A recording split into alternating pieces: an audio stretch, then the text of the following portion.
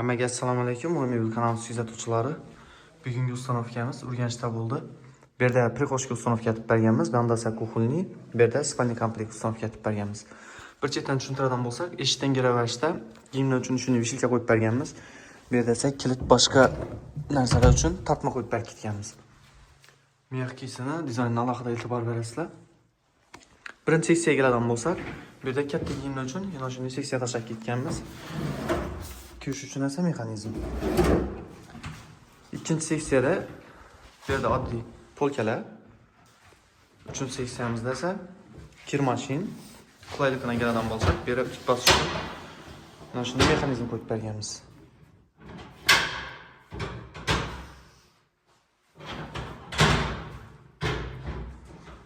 Aslında esa kir mashin. Kuxunyaga keladigan bo'lsak, buni fasad qismini akrildan ishlab berganmiz. Grey svet bilan kashmir svetni kombinatsiya etib ishlatganmiz. Kafel joylari hali ochiq, malyarchiklardan yer tarab keldik o'xshaydi. Kafellarni endi qistiradilar. Suvlar ham daqilmadi, uy egasi ko'chgandan keyin daqiladi. Nog'ori boylab diqilib qolmaslik uchun bu yerda qoshiq padmasi, mexanizmlari hammasini vakuumli mexanizmlar qo'yilgan. Keyin bunda spalniga keladigan bo'lsak, bu yerda spalni, keyin bir dona tumba yasab berganmiz. Bunda esa katyonni obshivka etib berganmiz.